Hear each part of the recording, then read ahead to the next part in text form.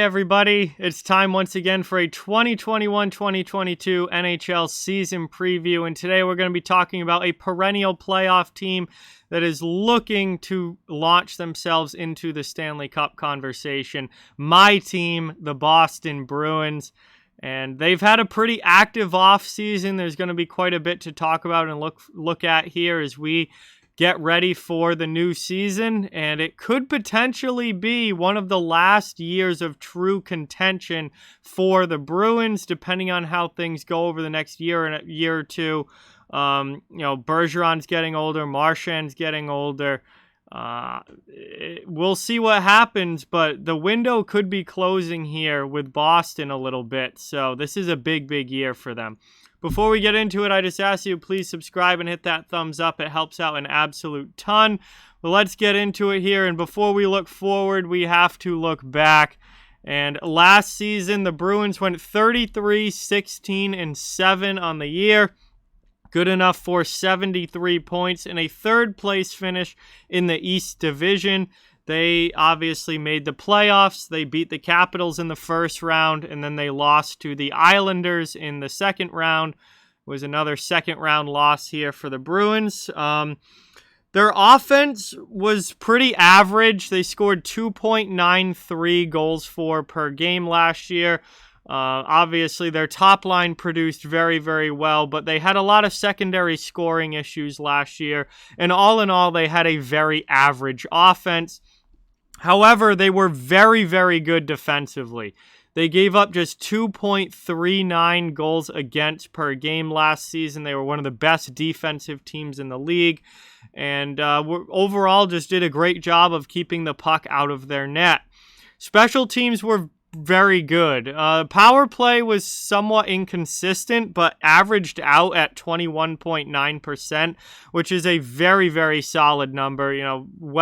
Significantly over 20%. Almost 22. So very good power play overall, averaged out. What I will say about the power play is that it went through some really hot streaks where they were absolutely on fire, and then it went through some really cold streaks where they couldn't buy a goal. And obviously the hot and the cold averaged out to be a pretty good power play, but I'd like to see it more consistently putting up points this season, as opposed to just having those really hot streaks and then going cold for a while. Penalty kill was absolutely outstanding. One of the top penalty kill units in the entire NHL. And it went right along with their very good team defense. 86% on the penalty kill last year. You really can't ask for anything more than that.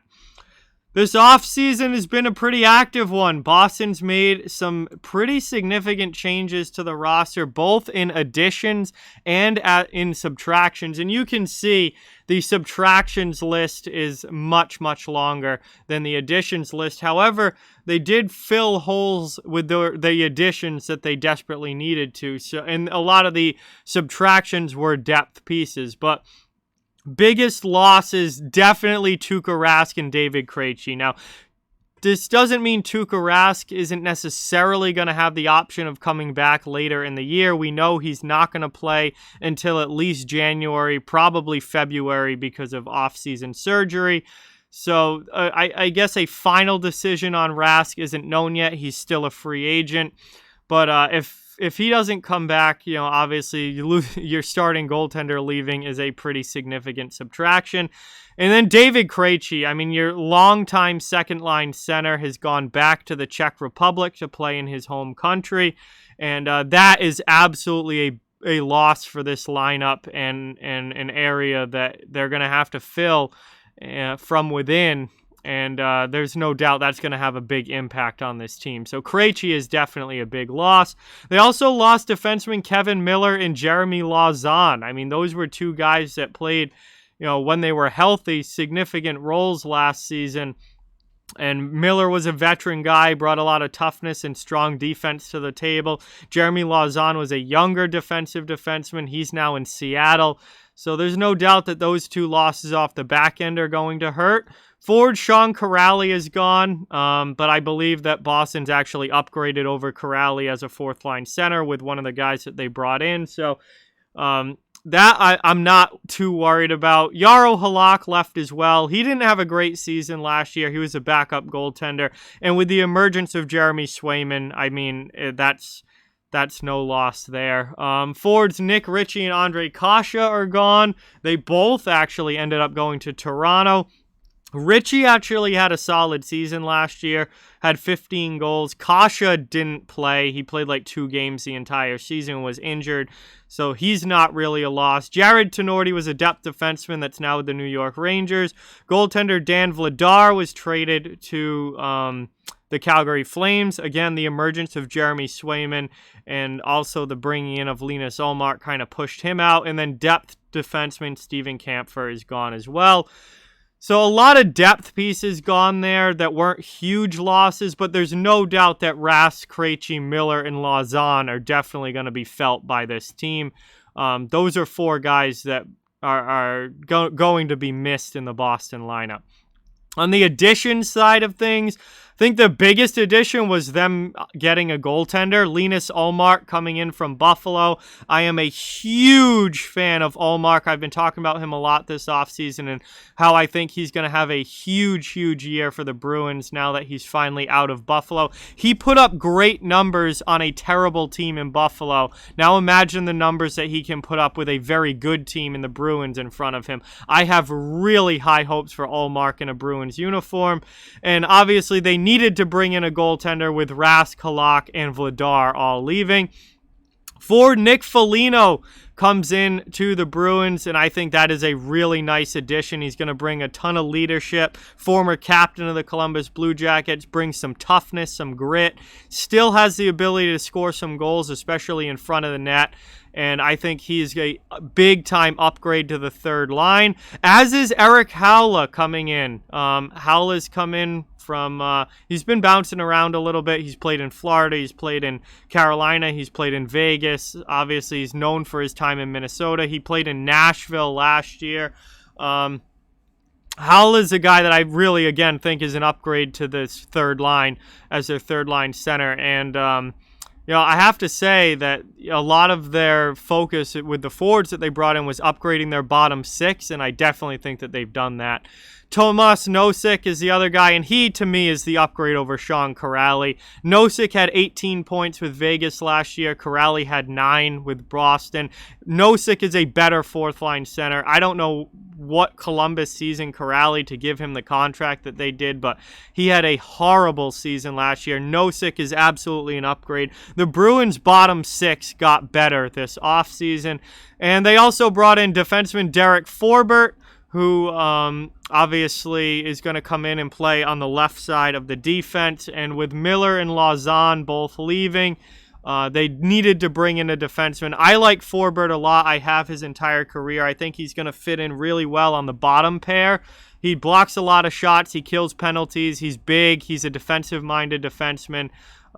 He's gonna kind of play that role that Kevin Miller played, I think, and try and replace that a little bit. And I hope that it goes well because I'm a big fan of Forbert. So those are the additions and subtractions for the Bruins this year. And now we're going to take a look at my projected roster for Boston. And I think their roster is pretty well going to be this. I think they go 13 forwards and 8 defensemen because, Bruce Cassidy loves having 8 defensemen on the roster and has for a lot of his time as the Bruins coach. So I fully expect that again. And forward group, they've got some young guys that they can call up if need be. But to start the year, I think you're looking at Patrice Bergeron, David Pastrnak, Brad Marchand, your top line. Taylor Hall, Charlie Coyle, Craig Smith, Nick Foligno, Eric Howler, Jake DeBrusk, Tomas Nosek, Curtis Lazar, and Trent Frederick, I think are going to be your starting fourth line. And then Chris Wagner is going to be your extra forward. On the defensive side of things, and then Wagner and Frederick and Lazar all might end up kind of rotating in and out of the lineup. 2 of those guys in, 1 out, and you'll see them all get games for sure. On the defensive side of things, obviously Charlie McAvoy is your number one guy. Brandon Carlo, Matt Grzelcyk, Mike Riley round out your top four. Derek Forbert, newcomer coming in, I think, to stabilize that bottom pair. And then you have got Connor Clifton, Jakob Zaboral, and John Moore. I think Clifton likely starts the season on the bottom pair right side because Zaboral's a left shot. Moore can play both sides but missed most of last season with injury. Now, he is going to be back and able to play, but I think he's pretty much fallen down to the 8th spot on that depth chart. And Clifton, I think, is going to get the first shot to play the right side on that bottom pair. And then in goal, obviously, you've got Linus Omar and Jeremy Swayman as your goaltending tandem.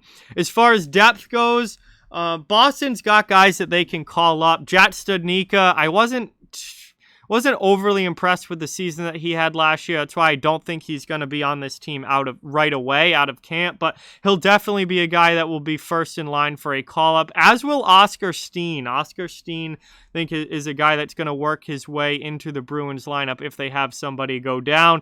And then you've got Carson Coolman, who's kind of been that extra forward for the last couple of years. He'll once again be a guy that if guys start to come out, he'll be a guy that comes in and can play, kind of up and down the lineup on the wing. And then Anton Bleed, kind of a fourth line guy that might work his way in if you start, losing players to injury. And on the back end, you've got Jack Ashawn, who played some NHL games last year. I think he's looking like the best defenseman in the AHL in Providence, and probably going to be the first defensive call-up if they need somebody beyond the 8 that they start the season with. And then they still have Irhovac Ninan, who's really kind of dropped off. I mean, when this guy first came over to North America, he was a highly touted defensive prospect, but his game just really hasn't progressed. And I haven't been a huge fan of what I've seen from Vakanainen over the last year or so. So I think he's kind of falling down the depth chart a little bit. I think if Boston has a chance to trade him, they should. But right now he's still on the roster, and when you look at their AHL defense, he is at least got some NHL experience. If they need a call-up, he'll be on that list for sure. Third goaltender is an interesting proposition here. Boston needs Ullmark and Swayman to be the tandem all year long, because beyond that, they really don't have much. They have Troy Grosnick, who's played 4 career NHL games as a 32-year-old, pretty much a career AHLer down in Providence. And they also have a couple young guys in Callum Booth and Kyle Kaiser, who have 0 games of NHL experience. So I don't know who would get the call-up if they needed a goaltender. I'd imagine it would probably be Booth or Kaiser, because I think they'd rather give the young guy a shot rather than go with a 32-year-old AHL goaltender. But who knows? Really don't know who the third goalie would be. Hopefully not going to have to play a third goalie this year. They really need Ullmark and Swayman to carry the load without a doubt. But that's my projected roster for Boston, and they've got some other depth guys that could see time as well, but you would really have to be digging into the depth chart to get to them. But Boston, I think, is looking like a very strong team again this year. Obviously, they've got their full top line back. They've got Taylor Hall back.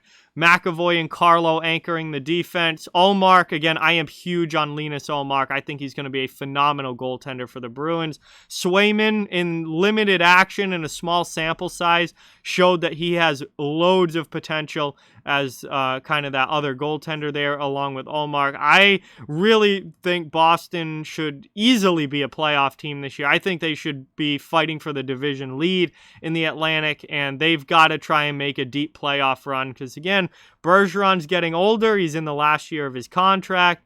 Marchand's well into his 30s now, so Krejci's gone, Rask is gone, so you're starting to see that group go away and get up there in age, and obviously the Pasternaks and the McAvoys and the Carlos and the Swaymans are the next group taking over, but I don't know if they're going to be a cup contender all the way through that transition. I think once Bergeron and Marchand start to see the decline a little bit, there's going to be a couple years in there where they're going to have to, maybe restock a little bit. So the window could be closing in Boston. They're They're a team that you're looking at as, needing to win now. And this is a big, big year for them without a doubt. So with that, like, comment, share, subscribe, follow on social media. All those links are down in the description. If you'd like to further support the channel, our merch store, memberships, and donation link are down in the description as well. Keep spreading the word about this channel. Let's keep this thing growing. Thank you so much for watching. Hope you enjoyed the video. I'll talk to you guys soon.